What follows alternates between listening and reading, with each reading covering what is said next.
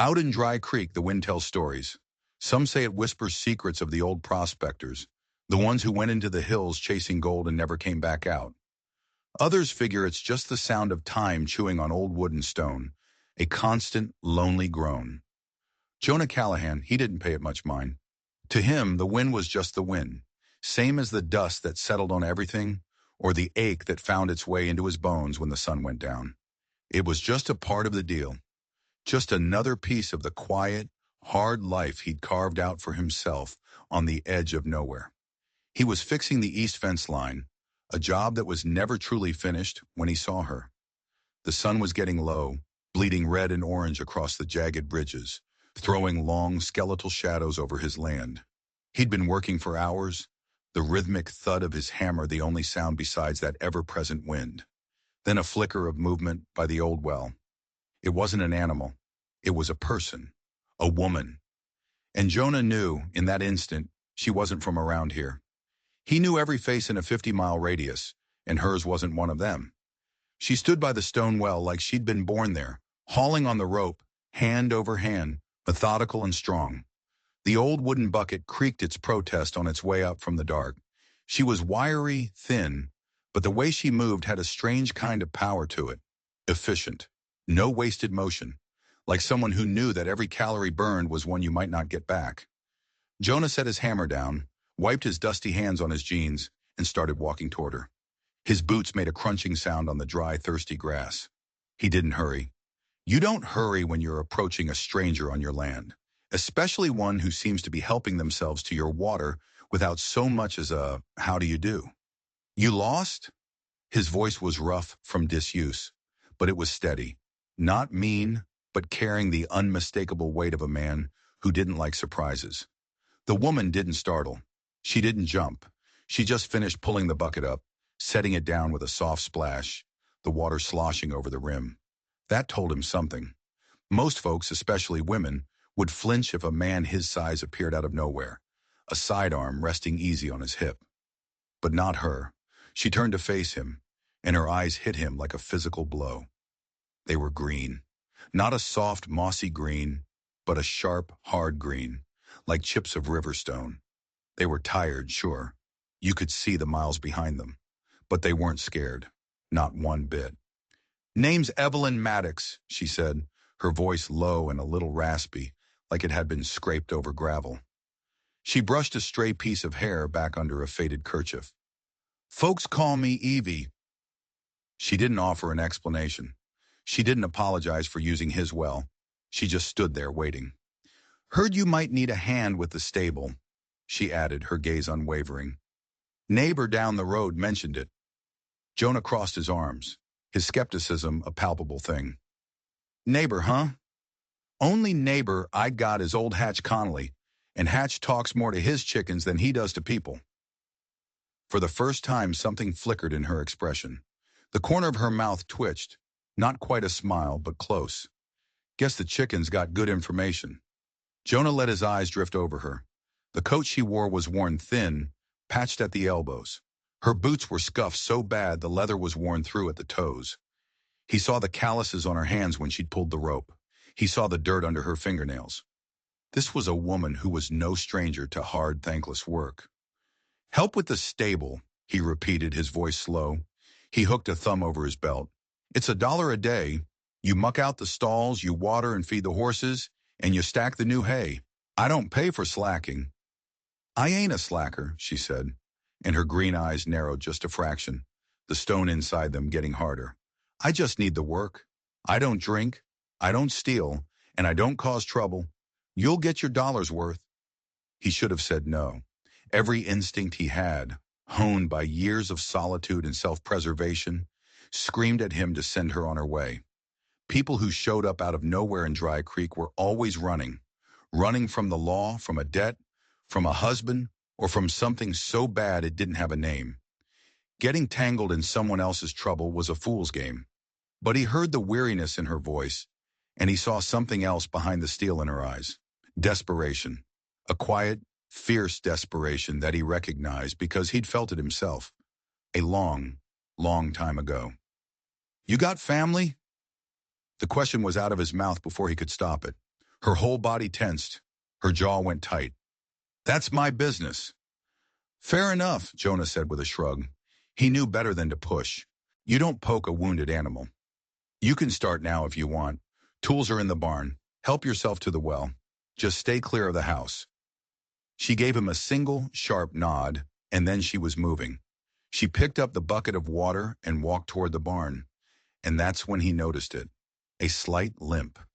She tried to hide it, but there was a stiffness in her left leg, a careful deliberation in her step, like she was used to being in pain, and even more used to not letting anyone see it.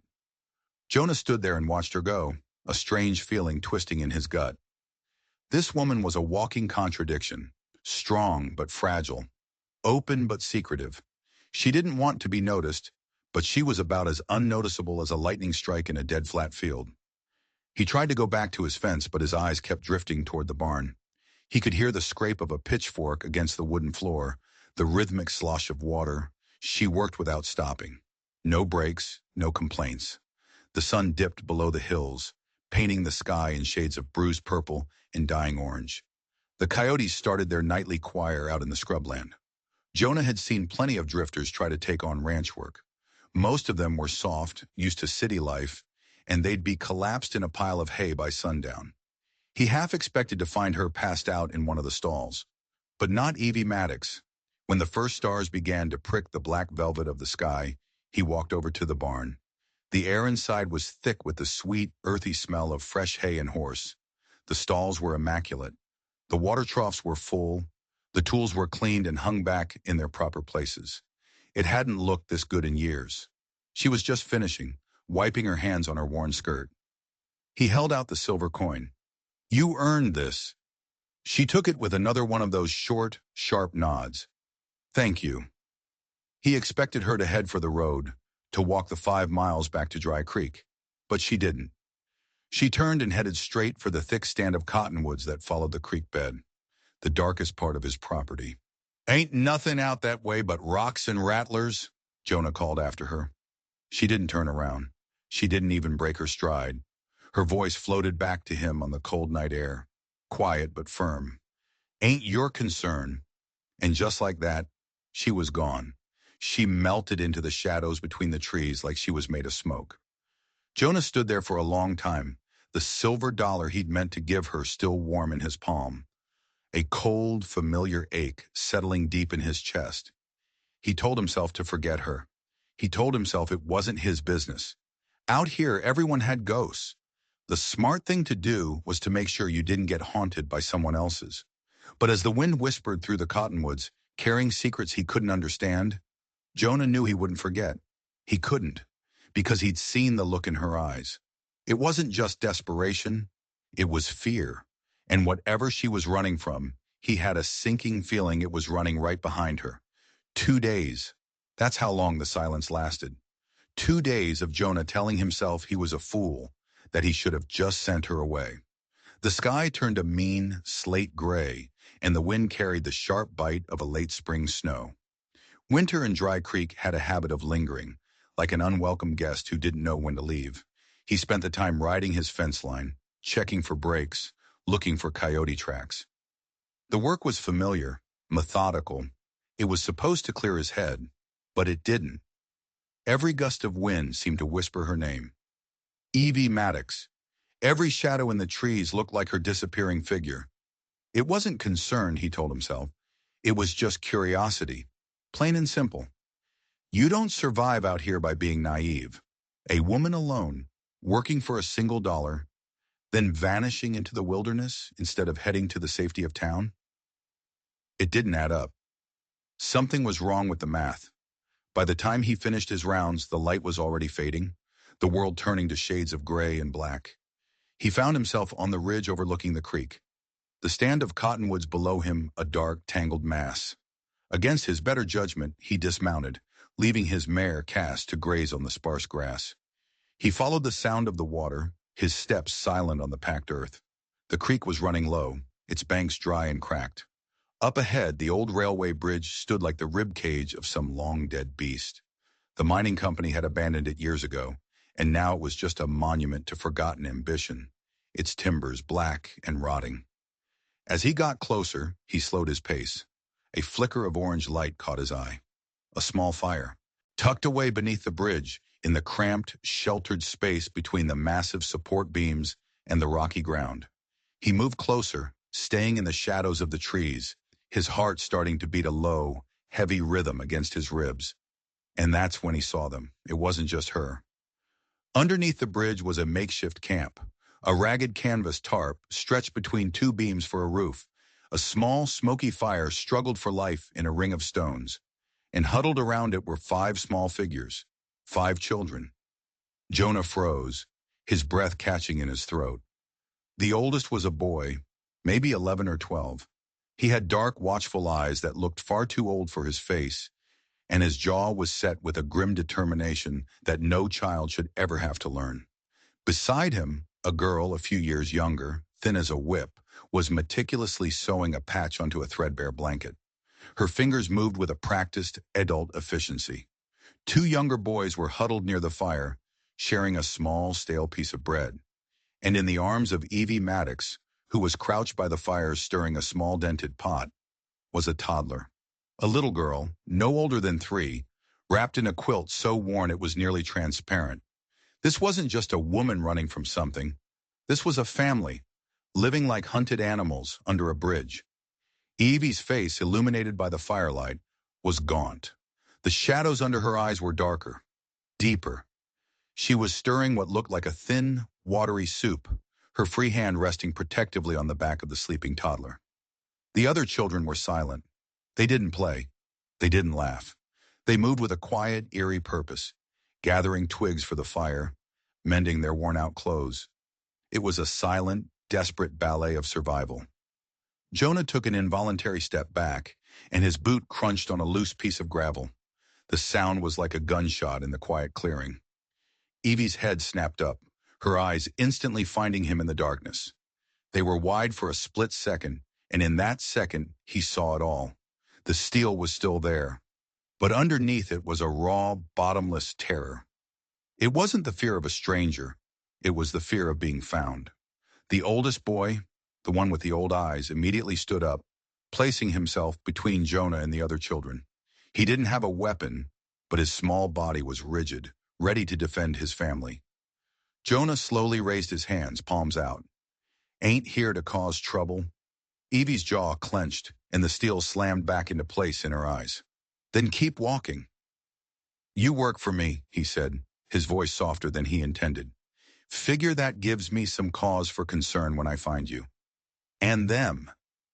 He trailed off, his gaze falling on the small, shivering children. Living like this. Evie straightened up, the toddler stirring in her arms. "We manage. Doesn't look like managing to me." "Your opinion wasn't requested," she shot back, her voice sharp as flint. The silence stretched between them, thick and heavy. The only sound was the crackle of the fire and the whisper of the wind through the bridge timbers. The little girl who had been sewing never stopped her work, but her eyes, sharp and intelligent, were locked on Jonah. Finally, he let out a long breath, adjusting the brim of his hat. "Ain't my place," he conceded, "but you've got mouths to feed. I've got a stable that still needs cleaning. The work is there if you want it." He hesitated, then added, "If you need." "We don't take charity." Evie cut him off, her voice like ice. The exhaustion was still there, but it was layered over with a fierce, unbreakable pride. Jonah just nodded slowly. "Suit yourself." He turned and started walking back the way he came, his boots feeling heavy as lead. He didn't look back until he reached the top of the ridge. He glanced down one last time. He saw Evie gathering her children close, pulling the thin canvas tarp around their shoulders. She was trying to shield them from the cold, but Jonah knew she was really trying to shield them from the world. Her own small frame looked impossibly frail against the vast, unforgiving darkness. He didn't sleep that night. He lay in his bed staring at the ceiling. The image of those children burned into his mind. The wind howled outside, and it no longer sounded like whispers. It sounded like a warning. He'd spent his whole life following one simple rule: don't get involved. But as he listened to the lonely sound of the wind, Jonah Callahan had to face a hard truth. He was already involved, and he had a terrible feeling that Evie Maddox wasn't just hiding from a hard life. She was hiding from a monster, and that monster was getting closer. The next morning, Jonah woke before the sun, just like always. But something was different. The silence of his cabin felt heavier, more accusing. He stood on his porch, a burlap sack in his hand, and stared down the path that led to the creek. The sack wasn't heavy, but it felt like it weighed 1,000 pounds. Inside was flour, a bag of dried beans, a small tin of coffee, and half a loaf of bread. It wasn't charity, he told himself. It was an advance, a payment for work not yet done. A lie, and he knew it. This was him breaking his own rules. This was him stepping into something he knew he should have walked away from. He remembered old Hatch Connolly's words from years ago, right after Jonah had first bought this land. Out here, folks got their own messes. Ain't your job to clean 'em up. It was good advice. It was the advice he'd lived by. But all he could see were those children's faces, the boy's defiant stare, the girl's steady sewing hands, the toddler shivering in her mother's arms. With a curse under his breath, Jonah slung the sack over his shoulder and started walking. The frost was still clinging to the grass when he reached the old railway bridge. The camp was quiet, the fire just a pile of smoldering embers. He moved slowly, deliberately making noise this time so he wouldn't spook them. The oldest boy, Caleb, was already awake, gathering small sticks for kindling. He saw Jonah coming and immediately straightened up, holding a thick stick like it was a weapon. The girl, Rosie, sat by her sleeping siblings, darning a sock, her eyes instantly locking onto him, sharp and suspicious. There was no sign of Evie. "Easy," Jonah said, holding the sack out so they could see it. "Ain't looking for trouble." He walked over to the fire and set the sack down. Food, beans, flour, some bread. He backed away slowly. "Tell your ma I left this. It ain't a handout. It's payment for the work she's done." Caleb didn't say a word. He just stood there, a small, fierce soldier guarding his family. Rosie stared at the sack like it was a coiled snake. Jonah turned to leave. He hadn't made it 10 feet when a voice cut through the cold morning air. "I told you not to follow me." It was Evie. She was standing on the bank of the creek, a bundle of washed clothes in her arms. Her face was hard, her eyes flashing with a mix of anger and fear. "Didn't follow," Jonah said, keeping his voice even. "Brought supplies." Her eyes flickered from him to the sack by the fire, then back to him. Her mouth was a thin, hard line. "We don't take what we haven't earned." "Considerate wages, then," Jonah said. "Stable's still a mess." She stood there for a long moment, the internal battle plain on her face. Pride was a powerful thing, but hunger was stronger. He could see it in the way her eyes lingered on the sack, in the hollows of her children's cheeks. Finally, she gave a stiff, reluctant nod. "You expect me at the barn tonight?" "Same as before," Jonah said. "Sundown." "Don't follow me again," she said. And it wasn't a request. It was an order. Jonah just tipped his hat and walked away. For the next 3 weeks, a strange, unspoken routine fell into place. Every evening, just as the sun began to set, Evie would appear at the barn. She worked with a silent, relentless efficiency, never speaking unless spoken to. Jonah would leave her pay, the silver dollar, on a crate just inside the barn door. He never saw the children, but he knew they were there, hiding in the trees, watching. Little ghosts in the twilight. He started leaving other things with the coin. A handful of eggs from his chickens, a small jar of honey, a ball of twine. Small things, useful things. He told himself it was just practical. Then one night, he found a note tucked under the coin. The handwriting was neat, precise. It was only 2 words. "Please stop." It wasn't angry. It wasn't pleading. It was a simple, stark statement. And Jonah knew it wasn't about pride anymore. She was scared.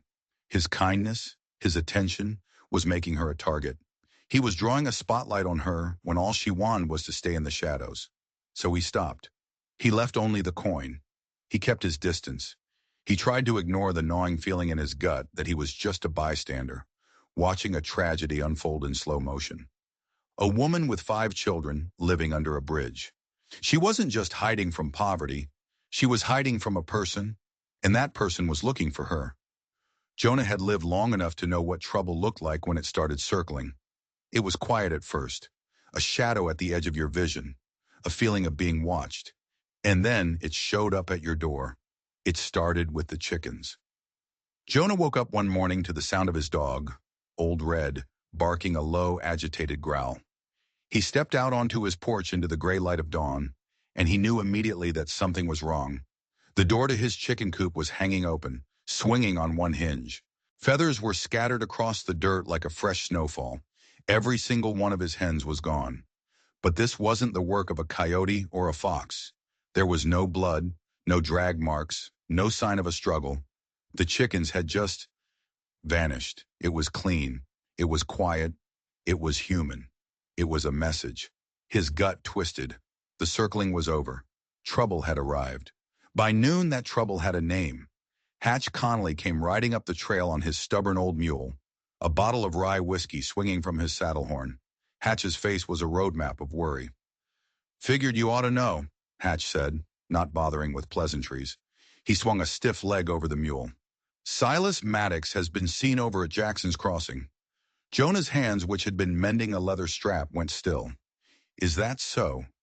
"It is," Hatch said, spitting a stream of tobacco juice into the dust. "Word is he's asking after a woman. Young woman. 5 kids with her. Says she ran off with what was his."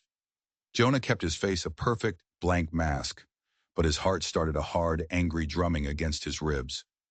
Maddox. So that was her name. Her real name. "Heard of him?" Jonah asked, his voice carefully neutral. Hatch let out a short, harsh laugh. "Everyone's heard of Silas Maddox. Used to be a bounty hunter down near the territories. Damn good one, too. Then he figured it was easier to make his own rules. Married a girl with some land, started treating her and the house like his own private prison."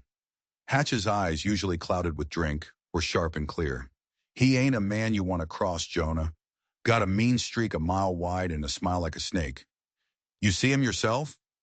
"Not yet," Hatch said, his gaze serious. "But I know the signs. When Silas Maddox starts looking for something, people have a way of disappearing." Hatch took a long pull from his whiskey bottle, then wiped his mouth with the back of his hand. "Just thought you should know. A woman and 5 kids showing up out of nowhere. It's the kind of thing a man like Silas would notice." Hatch didn't stay long. He left his warning hanging in the air, thick and heavy as gun smoke. The rest of the day, Jonah worked on autopilot, his mind racing.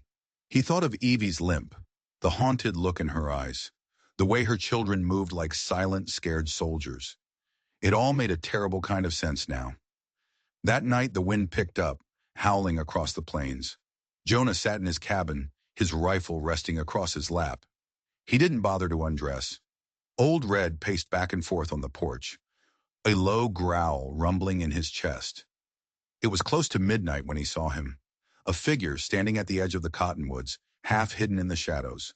Tall, lean, with the easy posture of a predator. Jonah stood up, the rifle feeling solid and heavy in his hands. He stepped out onto the porch, into the cold, biting wind. "Best you state your business," Jonah called out, his voice carrying easily in the stillness. The figure stepped out of the shadows and into a patch of moonlight. He was wearing a long, dark coat, and his face was all sharp angles and cruel lines. A crooked nose that had been broken more than once, and a smile that didn't touch his eyes. It was Silas Maddox. "Evening," he drawled, his voice smooth as polished stone. Jonah didn't lower the rifle. "You're trespassing." Silas chuckled, a low, unpleasant sound. "Didn't figure fences meant much to men like us, Callahan. Just out for a walk, stretching my legs."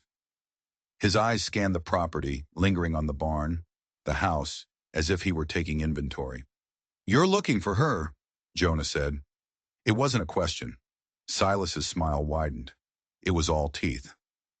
"I'm looking for what belongs to me." "She ain't a piece of property," Jonah said, his voice flat and cold.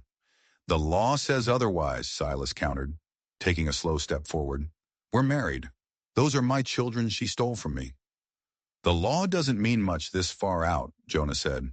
"That," Silas said, his voice dropping to a conspiratorial whisper, "is what makes it interesting." He took another step, He was close enough now that Jonah could smell the whiskey on his breath. She's good at hiding. I'll give her that. Always has been. But the thing about running, Callahan, it gets tiring. He paused, his dark eyes glittering under the brim of his hat. You seen her? A woman like that. She has a way of making a lonely man think he can be her savior. Makes him feel strong. But it's a trick. Jonah's grip on the rifle tightened, his knuckles turning white. She's mine, Silas said. The smile gone now, his voice turning hard and possessive. The children, too. You understand me? Every last one of them. Sounds to me, Jonah said, his own voice dangerously low, like they were never yours to begin with. For a long, charged moment, they just stood there, two men on opposite sides of a line that had been drawn in the dirt. The air crackled with a silent, violent hatred. Then Silas relaxed, the snake-like smile returning to his face. He tipped his hat. You be careful, neighbor, he said softly. Sometimes a man tries to fix something that ain't his, and all he does is get himself broken. And with that, he turned and melted back into the shadows of the cottonwoods, disappearing as silently as he had arrived. Jonah stood on his porch for a long time, the cold wind whipping around him, a chill crawling down his spine that had nothing to do with the weather. The next morning he went down to the creek. The camp under the bridge was gone. The tarp, the blankets, the small dented pot, all of it had vanished. It was like they had never been there at all, except for one thing. Carved deep into one of the massive wooden support beams of the bridge, the letters rough and angry, was a message. She is mine. Jonah ran a hand over his jaw, his heart a cold, heavy lump in his chest. This wasn't over. It was just beginning. The storm didn't just arrive. It attacked. It came roaring out of the mountains, a furious beast of wind and snow, turning the sky into a churning, angry bruise. By sundown, the world outside Jonah's cabin had disappeared into a swirling vortex of white. This wasn't just a spring squall. This was a killer storm, the kind that buried livestock and tore roofs off barns. Jonah worked quickly, securing the animals, latching the shutters, and stacking extra firewood by the hearth. The wind screamed through the cracks in the cabin walls, a high, thin shriek that set his teeth on edge. Old Red whined by the door, his fur bristling, but the storm outside was nothing compared to the one raging in Jonah's gut. 2 days. Evie hadn't shown up for work in 2 days, not since his confrontation with Silas. Had he found her? Had he dragged her and the children away? The not knowing was a special kind of hell. He was sitting by the fire, the rifle across his knees when he heard it, a sound almost lost in the howl of the wind, a frantic, desperate pounding on his door. He was on his feet in an instant, the rifle in his hands. Old Red erupted into a frenzy of barking. Help! The voice was a raw, ragged cry. Please, help! Jonah wrenched the door open. The wind and snow blasted inside, and a figure collapsed over the threshold. It was Evie. She was covered in snow, her hair frozen, her lips blue. Her face was a pale, ghostly white, except for a dark, ugly bruise blooming on her cheek. One of her arms hung limp and useless at her side, the wrist swollen to twice its normal size. But she wasn't alone. Clutched tight in her good arm, wrapped in a thin, soaked blanket, was the toddler Sadie. The little girl's eyes were glassy with fever, her breathing shallow and ragged. Jonah didn't ask questions. He pulled them inside, slammed the door against the storm, and carried Evie over to the cot by the fire. She sagged against him, her body trembling violently from the cold and the pain. He gently took the child from her, unwrapping the frozen blanket. Sadie whimpered, her small body burning with fever. He wrapped her in a thick, dry wool blanket and laid her close to the hearth. Evie struggled to sit up, her teeth chattering. The others, she choked out, her voice cracking. The old mining shack, East Ridge. He found us. Jonah's blood ran cold. The old mining shack on East Ridge was a death trap. It was half collapsed, barely more than a pile of rotting wood. In a storm like this, it wouldn't last the night. Stay here, he ordered, grabbing his heaviest coat and another armful of blankets. I'll get them. Her good hand shot out and grabbed his sleeve. her grip surprisingly strong. Her eyes, wide with terror, pleaded with him. "He's out there," she whispered. "Silas, he did this." She gestured to her broken wrist. "He'll be back for them." "He'll have to get through me first," Jonah said, his voice a low growl. He burst out of the cabin and into the blizzard. The wind was a solid wall, stealing the breath from his lungs. He couldn't see more than 3 feet in front of him, but he knew these hills like the back of his own hand. He saddled Cass, the wind tearing at him, and rode into the white chaos, old Red loping ahead of him, a gray ghost in the storm. It felt like an eternity, but he finally saw it. The shack, a dark shape against the snow, its roof groaning under the immense weight. A faint, flickering light shone from a boarded-up window. He dismounted, his rifle at the ready, and kicked open the door. The 4 children were huddled together in the far corner, wrapped in a single ragged blanket. The fire in the rusty old stove had dwindled to a few dying embers. Caleb stood in front of the others, a broken piece of a chair held in his hands like a club. Rosie clutched the 2 younger boys, her face pale but her eyes defiant. They were freezing and terrified, but they were alive. "Your ma sent me," Jonah yelled over the wind. "She's safe. Come on." There was no hesitation. They scrambled to their feet and followed him out into the storm. Getting them all onto Cass was a struggle, but somehow he managed it. He led the horse by the reins, walking into the teeth of the blizzard, the small, cold bodies of the children pressing against his back. Back at the cabin, the warmth hit them like a physical blow. Evie let out a strangled sob as her children stumbled through the door, covered in snow but safe. She gathered them into her arms, burying her face in their hair, her broken wrist forgotten as silent, grateful tears streamed down her bruised cheeks. Jonah said nothing. He just bolted the door, added more logs to the fire until it roared, and stood guard by the window, his rifle in his hand, watching the storm rage outside. The cabin was small, and it was crowded, but for the first time in a very long time, it didn't feel empty. For tonight at least, the monster was on the other side of the door. But Jonah knew. Storms eventually pass. And when this one did, the monster would be waiting. But then, as he watched Evie tend to her children, a strange thought occurred to him. Silas had found them. He had hurt Evie, broken her wrist. So why didn't he take the children then? Why leave them in the shack? It didn't make sense. A man that possessive, that cruel. He wouldn't just leave them there to be found, unless he wasn't just trying to get them back, unless he was trying to drive them somewhere specific, unless he wanted them right here, in Jonah's cabin. The thought sent a fresh wave of ice through his veins. This wasn't just a rescue, it was a trap, and they had just walked right into it. The storm finally broke after 3 long days, leaving behind a world that was eerily silent, draped in a thick blanket of white. The sun came out, hard and bright, and the snow began to melt, turning the land into a sea of mud. The world looked clean, scrubbed new. But it was a lie. Inside the cabin, a fragile peace had settled. Evie's wrist was splinted and bound tight. The bruises on her face were starting to fade from a violent purple to a sickly yellow. She moved with a pained stiffness, but she never stopped moving.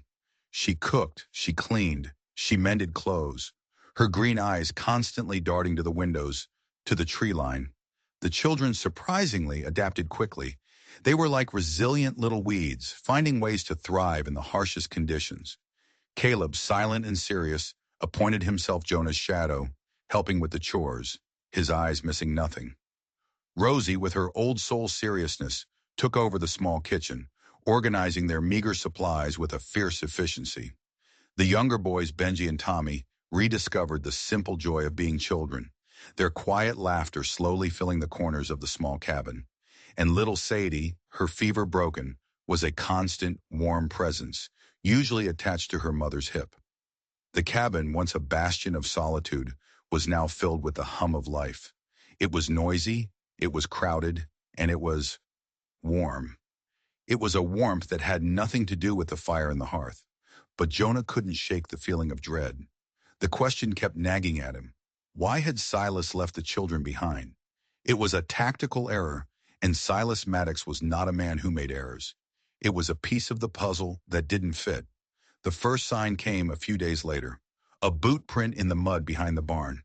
It was large, deep, and fresh, too large to be his or Caleb's. It was placed deliberately, right where he would be sure to find it. A simple message. I can get this close whenever I want. Then a few days after that, something was nailed to the fence post nearest the house. A scrap of cloth, torn from one of Evie's dresses. It was tied into a neat, mocking little bow. Jonah ripped it down, his jaw tight with a cold fury, and burned it in the stove. He didn't tell Evie, but he didn't have to. She knew. He saw it in the way she kept the children inside after dusk, in the way the rifle was never more than an arm's length away. She was done running. He could see it in the set of her jaw. She had found a place to make her stand, and she wasn't giving it up without a fight. The real blow, however, came from town.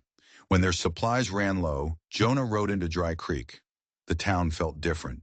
The few people he passed on the street didn't meet his eyes. He got sideways glances, heard whispers that stopped the moment he turned his head. Inside the mercantile, Mrs. Doyle, the town's primary source of gossip, was polishing the counter, her lips pursed so tight they had all but disappeared. "Taking in strays now, are we, Callahan?" she asked, her voice dripping with a sickly sweet disapproval. Jonah's back stiffened.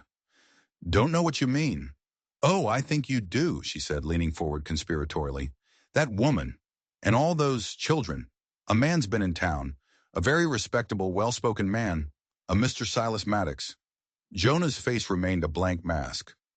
"Telling a very sad story," Mrs. Doyle continued, clearly enjoying herself, "about his poor, unstable wife, how she took his beloved children and ran off in the middle of the night, how he's just worried sick about them." She paused for dramatic effect. "He even showed folks their marriage certificate. Seems the law's on his side." Jonah's blood turned to ice. Silas wasn't just a brute. He was smart, devious. He wasn't planning a midnight raid. He was planning a siege, and he was turning the whole town into his army. "People listen when a man like Maddox talks," Mrs. Doyle added, her eyes gleaming. "He has money. He has charm. Hard to argue with that." Jonah paid for his supplies and left without another word. The ride home was a blur of cold fury. Silas was poisoning the well, turning public opinion against them, isolating them. He was making it so there would be nowhere for them to run, no one who would help them. When he got back to the cabin, Evie was on the porch, waiting. She knew from the look on his face. "He's been to town," she said. It wasn't a question. Jonah nodded grimly. "He's painting himself as the victim, and they're buying it." Evie's mouth tightened into a bitter line. "They always do." That night, after the children were asleep, an oppressive silence fell over the cabin. Evie stood by the window, staring out into the darkness. "He's not just trying to scare us," she said, her voice barely a whisper. "He's trying to break us. He wants me to feel completely and utterly alone.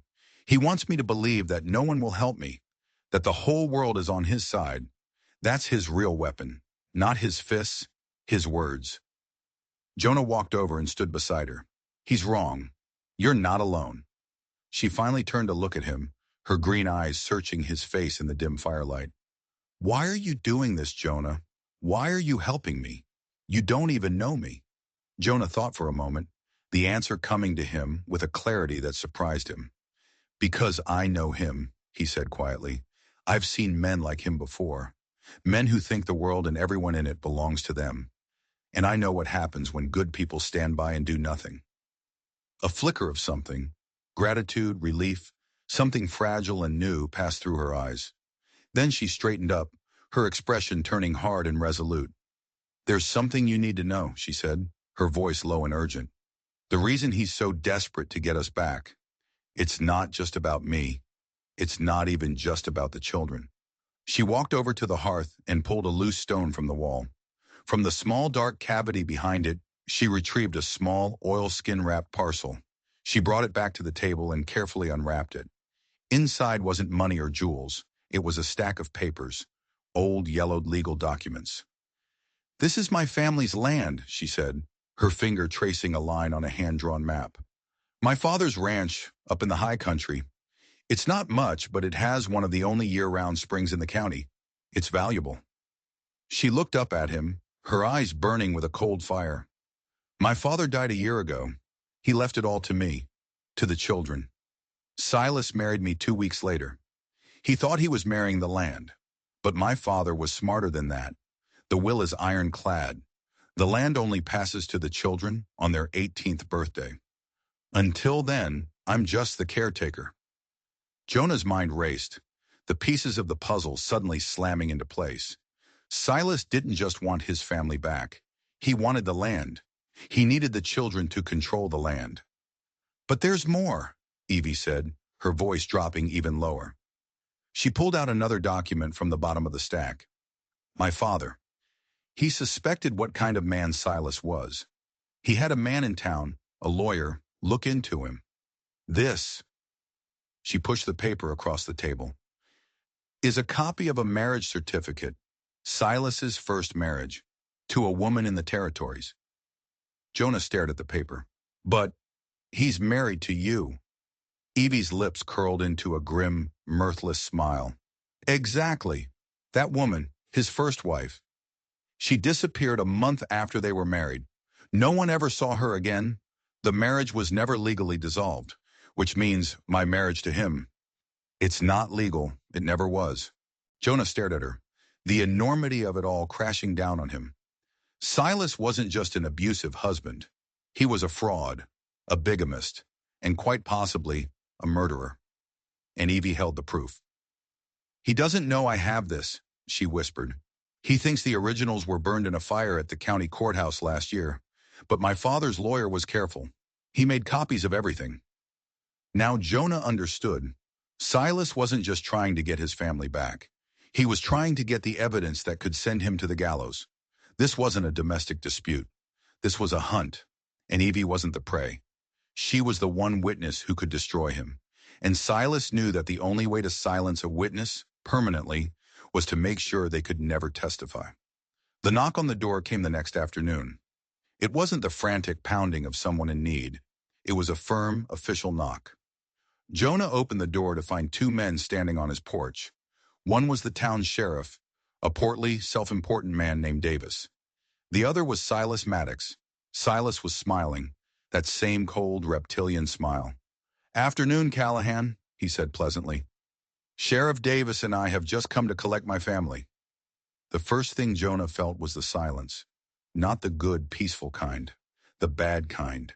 The kind that meant something was broken. He had woken before dawn, the habit of a lifetime, but the usual morning sounds of the cabin were absent. No quiet stirring from the children, no soft footsteps from Eve in the small kitchen. The fire in the hearth was just a pile of graying embers. An icy dread snaked its way up his spine. Eve, he called out, his voice rough in the stillness. No answer. He pushed himself off his cot and strode through the small cabin. The back door, the one he had reinforced himself, was hanging wide open, swinging gently in the morning breeze.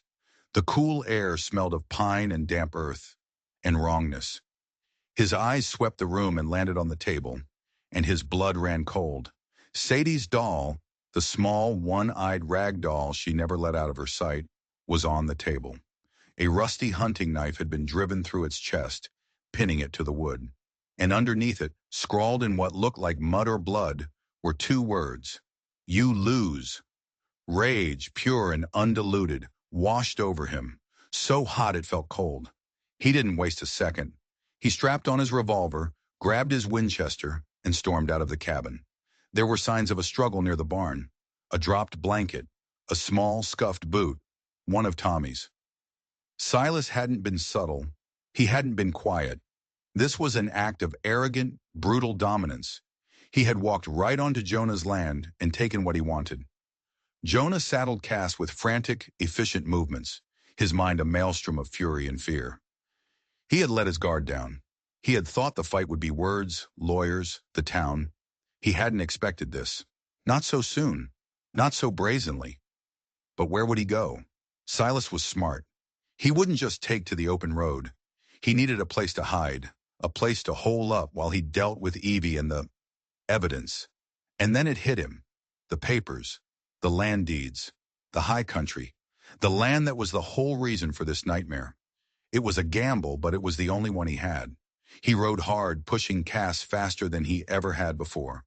He left the familiar trails, cutting straight into the rugged, unforgiving wilderness that led up into the mountains. The air grew thinner, colder. The terrain became a treacherous maze of rocks and steep inclines. He rode for hours, fueled by adrenaline and a terrifying vision of what Silas might be doing to them. He followed a barely there game trail, trusting his gut, his instincts screaming at him that he was going in the right direction. He finally found them late in the afternoon. He smelled the smoke from their campfire before he saw them. He tethered Cass in a thicket of pine and crept forward on foot, his rifle in his hand. They were in a small sheltered canyon, a stream of snowmelt running through it. It was the land from the map Evie had shown him. Silas had brought them to their own inheritance to hold them prisoner. The children were huddled together near the fire, their faces pale and streaked with dirt. They weren't tied up, but they didn't need to be. Silas sat on a fallen log across the fire from them, cleaning a pistol, a smug, satisfied look on his face. He had a rifle leaning against the log next to him. But Evie was tied to a tree at the edge of the small camp. Her head was down, her hair obscuring her face, but he could see the angry red rope burns on her wrists. Jonah's vision went red. He raised his Winchester, the sight lining up perfectly on the center of Silas's chest. It would be so easy. One clean shot.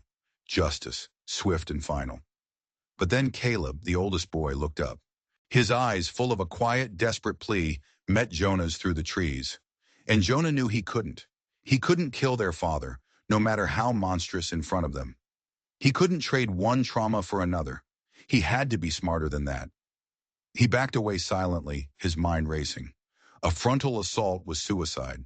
Silas had the high ground and the hostages. Jonah had the element of surprise, but that was it.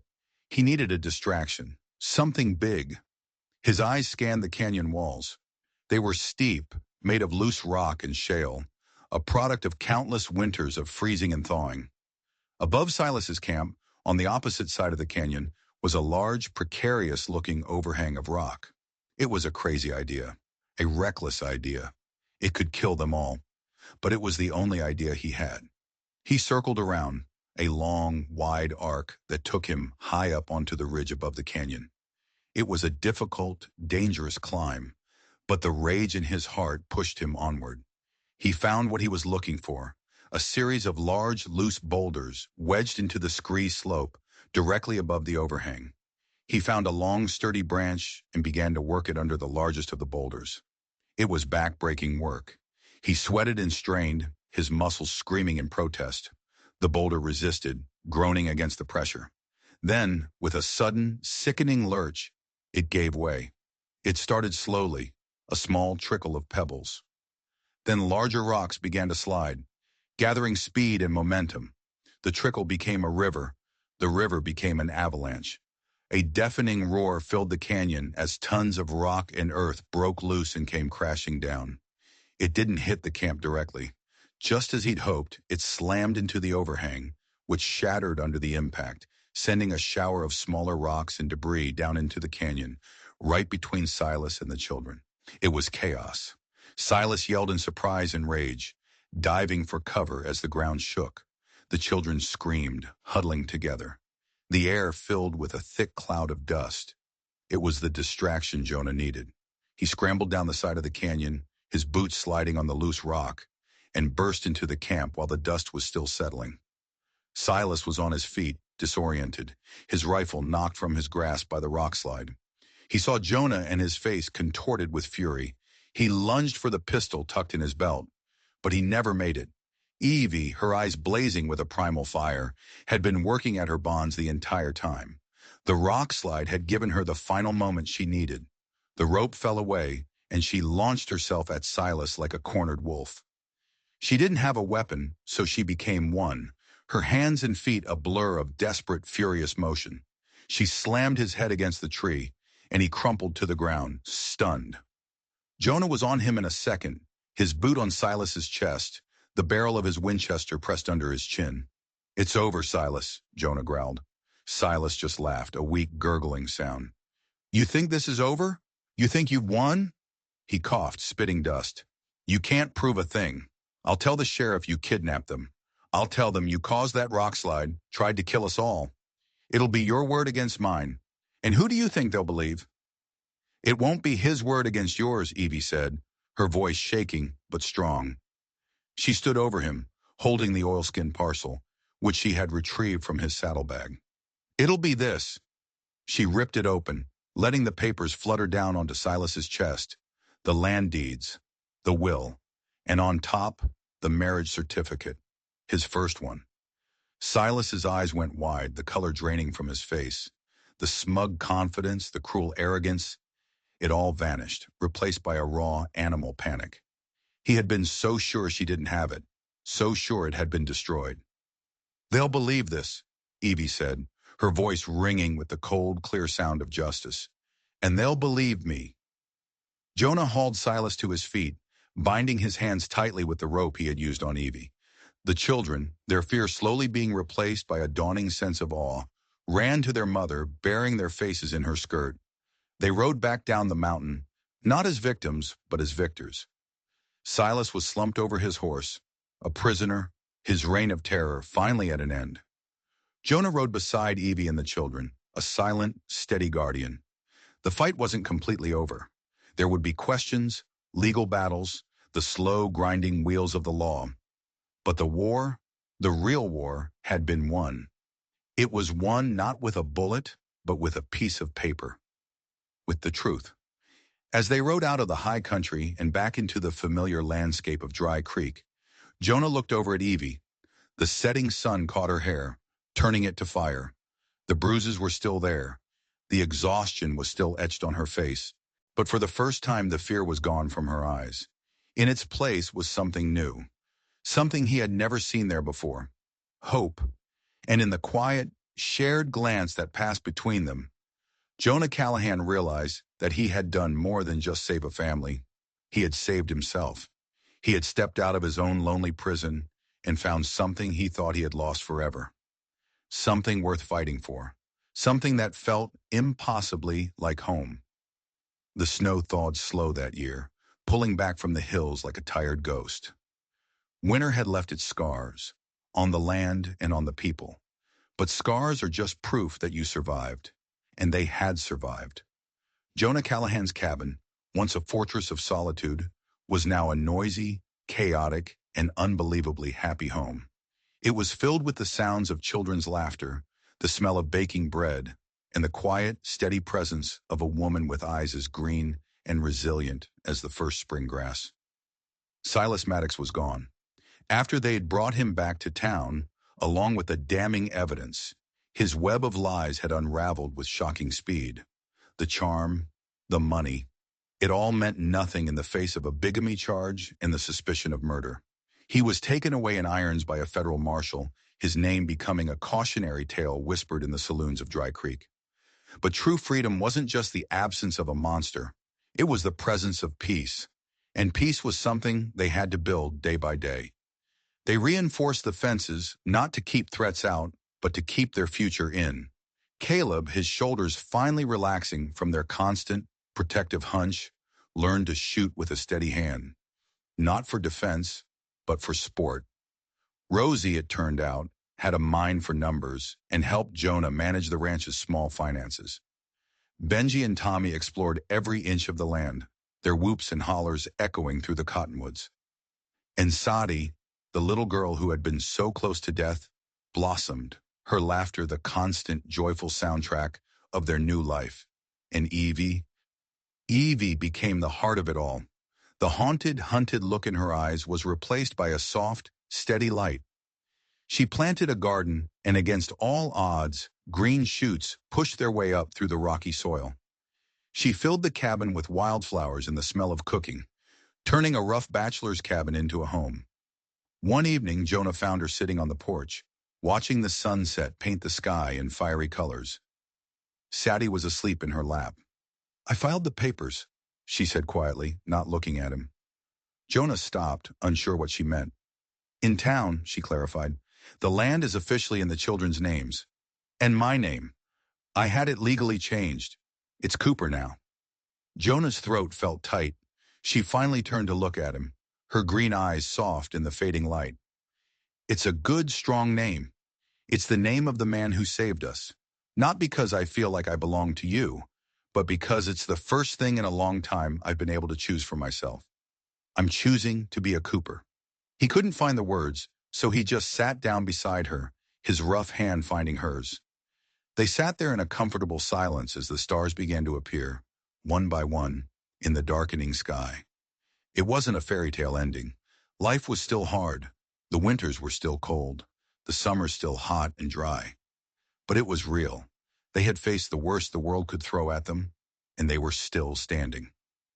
Together. Years passed. The cabin weathered and grayed. The children grew. Caleb took over the ranch, his quiet strength a mirror of Jonah's. Rosie married a traveling merchant and filled her own home with laughter. Benji and Tommy went east to get an education, their letters home filled with wonder and a longing for the wide-open spaces of their childhood. And Sadie grew into a young woman with her mother's green eyes and a spirit as wild and free as the land itself. Jonah and Evie grew old together. Their hair turned to silver, and new lines etched themselves around their eyes. Laugh lines now, not worry lines. They never had much money, but they were rich in a way that Silas Maddox, with all his schemes and greed, could never have understood. They had built a legacy, not of land or wealth, but of courage, resilience, and love. Sometimes on a quiet night, Jonah would stand on the porch and listen to the wind whispering through the cottonwoods. It no longer sounded like a warning. It sounded like a story about a lonely man, a desperate woman, and the family they built against all odds in a place called Dry Creek.